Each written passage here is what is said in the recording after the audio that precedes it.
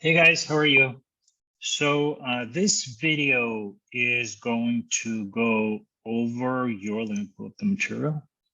In this video, okay. So in this video, I'm going to go over today's class. And in particular, I'm going to focus on the bones and the joints. Okay, so it's going to be a real short video. Remember, this cannot go over everything that I taught. I'm not going to show you any pictures, but it will be something to hold on to when reviewing the class. Okay, so as I mentioned before the class started, just always think about diseases, no two signs, two symptoms, and two characteristics. That's always a safe way to remember diseases. Okay, you're not going to know everything. Don't sit there counting multiple things because you will forget. You don't really deal with this material on a day-to-day basis. And you know the proverb, if you don't use it, you know what happens. Okay, so let's talk about osteoporosis, right? So you know this is something that we hear about all the time. You hear that, oh, risk factors are what? The decreased calcium intake, right? And so we hear it all the time. That having enough calcium supplements is very important. If you're a lady, not gentleman usually, past postmenopausal females, just being a postmenopausal female means you are past the age where you do not have menstruation anymore, past that age when you are still menstruating, right? You are included among the group of people who have an increased risk of osteoporosis, okay? So why is that the case? That's because ladies who no longer menstruate have decreased estrogen production. And that estrogen is protective. It protects the bones and prevents osteoporosis, okay? So, so that's one of the risk factors, being a post-menopausal female. Another risk factor is decrease in taking of dietary calcium. I told you it's also calcium and phosphate, hydroxyapatite, that we need to be stored away in the bones. So if you don't have enough calcium, you don't have one big part of that calcium phosphate that you need to store away in the bones, right? And so patients are at an increased risk factor for osteoporosis. But osteoporosis, as I showed in the pictures, doesn't start right away. First, you have a healthy bone, and then in the end, you do have osteoporosis, the porous bone, right? Where you have a patient, usually an elderly adult, and obviously, you know, picture, if you see an elderly adult who is stooping unnaturally way too much, you know, you're looking at him, something is wrong. It's not just the posture, it's like obvious damage to the vertebral bodies, that kind of a stooping, okay? Or severe hunched posture, you suspect osteoporosis, okay? Kyphosis is when you see the breast. So if this is a straight, if it's a person who walks straight, and if you see this kind of a posture with breast, you know, instead of projecting outward, it projects on the inside. That's called kyphosis, the hunched posture. Okay. Opposite of that would be if this is your lumbar region and that lumbar region protrudes forward. So the belly, it's not just the belly, right? We're talking about the vertebral body. So you obviously see that curve on the lower side of the vertebral bodies, the lumbar region that you know from your anatomy part 1, that's also a potential, we call it lordosis. That's potentially due to osteoporosis, due to damage to the vertebral bodies, which is, as I showed you in the pictures, often associated with damage to the discs, the joints between those bodies, right? So porous bones, normal bones, is there anything in between? Of course, nothing happens overnight. And the process, as I showed you in pictures, goes on gradually from normal bone to decreased bone. We call it poverty of bone, right? And we call it osteopenia. Poverty, osteo means bone, penia is poverty. So normal bone, osteopenia, bone poverty, osteoporosis, porous bone. And I showed you the pictures. Carry that in your mind, the spongy kind of presentation of the bone if you were to slice the bone and look at it under the microscope. Okay, very dangerous because it's no longer as strong, right? It's no longer capable of withholding stress. So for your clinical coursework, don't forget 3 places: the radius, the backbone, and the hip. Okay, so what about the backbone? Degenerative disc disease. Where does that happen? It's nothing, degenerative disc disease can happen due to, related closely to osteoporosis. Let's say there is a damage to the bone, and let's say just, that damage results in further damage of the disc itself, the joint between the 2 vertebral bodies, right? So where do you think it occurs the most? In the chest? Unlikely. Look at the chest. It doesn't really move, right? It's kind of fixed because of the ribs, right? Ribs make that structure, the chest itself, and so the movement of the thoracic vertebral bodies is unlikely. So if you don't move, what is the likelihood of a joint damage? Not as much, right? Not as much. So think about it. Which parts of your vertebral column do you move the most? If you think about it, you want to say yes, you want to say no, you want to say yes or no. This is a no, right? So that's your neck. This is your cervical region, and you move it a lot. So the neck. What about your abdominal area, the waist? Carries the rest of your body, right? You have to bend forward, bend back, to the left, to the right. Those are 2 areas, the cervical and the lumbar areas of the spine that are most commonly affected regions of the spine. That's where you have degenerative disc disease the most, okay? In general, degenerative disc disease is a form of arthritis. Arthron, joint, arthritis. It just happens in a different way. And I went over this in class, that we have that nucleus pulposus, the nucleus, the central part, that jelly-like consistency that just spills out because what holds it is no longer capable of holding it well, or due to some kind of a damage, or because, of too many things that you don't need to know, okay? Just remember that spilling out of that jelly can compress on the nerves, and that would be a cause for, that can cause inability to feel or inability to move. 2 things.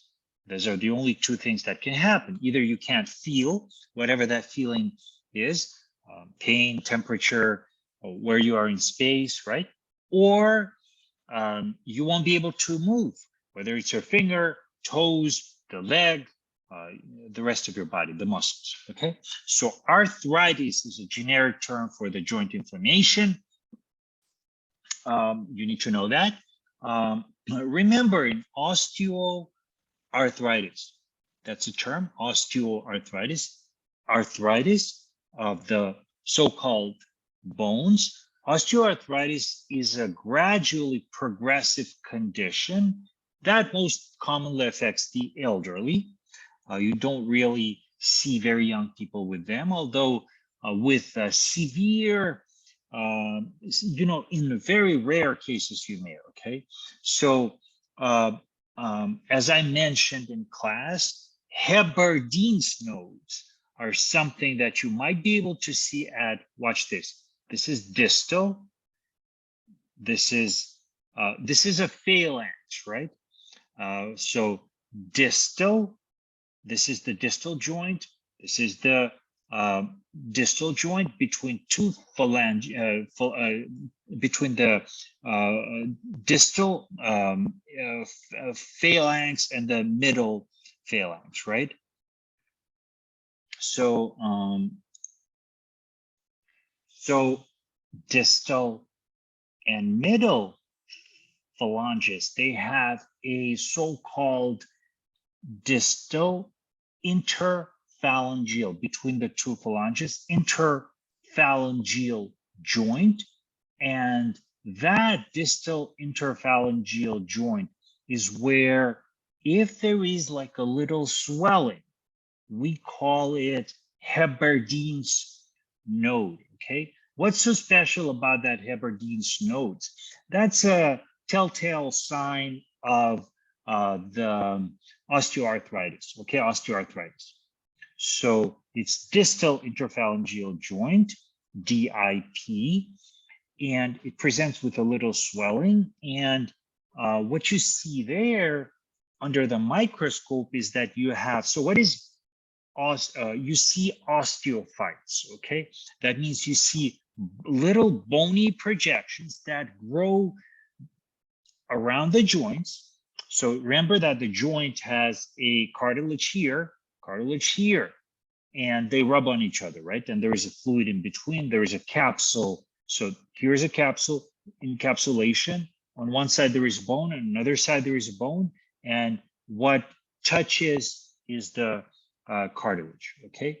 So what happens is that osteophytes are those little bony projections, bony growths, essentially. Osteo means bone, phytes are the growths, are little bony projections. We also call them exostoses that grow around the joints, but also into the joint, okay? So obviously the area inside the joint is very sensitive.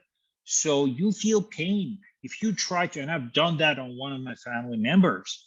That was very painful. I didn't know back then. I was just starting my med school, and I tried to rectify it. I was wondering, trying to be helpful. Not a good idea. Not a good idea. It was very painful. Now I know why, because those osteophytes actually grow directly into the joint capsule. So obviously, imagine your joint, any joint, right? We have ability to flex up to some degree, some particular angle, and we can extend up to some degree, some angle, right? Let's say an osteophyte grows and it doesn't ask your permission to grow in any direction. It can potentially start growing wherever that bony projection likes to grow. So it might limit your growth. Let's say a patient can't extend beyond this much instead of this much. Why? It hurts, right? It hurts. So it's a vicious cycle. It's a vicious cycle. And this is not due to infections, but they are common in osteoarthritis, okay? And this node is distal, and it's called Heberdine's nodes. They're hard swellings in the distal interphalangeal region, and they are a sign of osteoarthritis. Okay, we did discuss hyperuricemia as something that you see elevated in blood in gout, right? And hyperuricemia simply means hyper of uric acid, too much of uric acid, emia in blood, too much of uric acid in blood. And what happens is that there is a formation of If there is too much of uric acid in blood, uric acid, one molecule finds another molecule, they form crystals, uric acid crystals, and those then become too heavy to swim around. They like joints. Okay, for some reason, we call it precipitate. They just deposit there. Okay, they form, they deposit in joints. Okay, now similarly to bony projections, bones stick out and hurt. Uric acid invites all kinds of inflammatory cells, macrophages, and so on. So inflammation kind of cycles out of proportions. And we talked about gout, right? We talked about gout, and we said that in gout, for example, it causes pain. I also went over this. I mentioned that in gout, what is most affected is the first metatarsal phalangeal joint. And you know, metatarsal phalangeal, obviously, are anything to do with fingers or toes. And this is metacarpal. This is the hand. Metatarsal is the back of your foot. Okay, so tarsal bones are back of your foot. So metatarsal phalangeal joints are is the big toe joint. Okay, metatarsal phalangeal joint, and that's the joint. The first one, the big toe, is affected the most. I showed you the pictures. It's not a trivial thing. Obviously, in most patients, most of those who have experienced gout, it's going to be something that is just inconvenient. But in severe cases of gout, I showed you the pictures. It's not just an inconvenient sight. It's actually a severe debilitating disease, okay? So there are ways to fight against it, to try your best to prevent it, right? In terms of, so we went over osteoarthritis, we went over gout. There is a disease that you do need to know. It's called Lyme disease. The name L-Y-M-E, Lyme, takes is due to the disease being described in Lyme, Connecticut. And so another name for it, the more medical term, is erythema chronicum migrans. And I told you erythema is just redness. Migrans means that it migrates, right? So bullseye rash is here. Now it's disappeared. It goes somewhere else on the body. So it moves around. So bullseye rash, like the target. Targetoid is another word. Looks like a target. Targetoid rash, bullseye rash of Lyme disease, found in erythema chronicum migrans, right? And I told you it's not just a joint disease. It can affect your heart. It can affect your nervous system with Bell's palsy, right? Bilateral Bell's palsy, very rare, more common in Lyme's disease, okay? So I also showed you that injection into any bone area may result in an infection. The most common cause of bone diseases that spread into the inside of the bone, the myeloid part of the bone, right? So bone is the osteoid part. The myeloid part is the inside of the bone marrow. We would call it then osteo for the bone, and myelitis, osteomyelitis, for a disease that affects both the bone and the marrow part of it. Okay, so Staphylococcus aureus, you know this bug, you need to know it code. Okay, Staph aureus, written as S. aureus, is the most common cause of osteomyelitis. Any kind of a damage to the bone may result in this infection, okay? And what happens in infection? In infection, you know, there is an inflammation. A bacterium is eaten up by macrophages, big eaters, macrophages. So pus or neutrophils, and pus forms, right? And let's say the bone dies, okay? So there are terms for that. A piece of dead bone is called sequestrum. How do you remember it? Well, it's dead and it's going to lie somewhere there, sequestered away. Sequestered, you don't see it, okay? You don't see. Sequestrum is nothing but a piece of that bone, period. Okay? So there is something dead lying around there. Is that safe? You know what's going to happen, right? You know the term gangrene. What happens to gangrene? Well, bacteria start growing around, you have worsening. You have another vicious cycle starting, right? So that doesn't really happen. The body realizes, okay, there is dead bone, and from the periosteum, and you know that bone is it has a covering called periosteum. Periosteum is where you'd absolutely need that part, the periosteum, if you want to regenerate the bone. You're not going to regenerate the bone if you do not have periosteum. Okay, so when surgeons operate on the bone, they make sure that periosteum is left alive because the bone cells grow from that periosteum, and they grow and replenish that dead bone. Okay, and this reactive bone formation in the periosteum is called involucrum. Okay, so the term sequestrum, just a piece of dead bone, involucrum, reactive bone formation. Okay, and just remember that even what you think is a harmless activity may result in an infection that results in inflammation and then formation of sequestrum and involucrum if not addressed immediately. So bone infections should be taken very seriously because bone has a very good perfusion. So wherever there is blood, we have to be very careful. Okay. And I believe this kind of completes your most important points for